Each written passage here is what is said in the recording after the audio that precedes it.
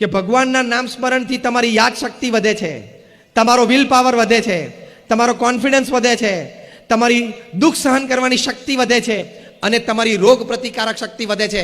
હું કહું છું સ્વર્ગની વાત ભૂલી જાઓ, મોક્ષની વાત કદાચ એક સેકન્ડ માટે ભૂલી જાઓ, પણ આ 5નો લાભ લેવો હોય તો પણ ભગવાનનું નામ સ્મરણ રોજ કરવું જોઈએ કે ના કરવું જોઈએ?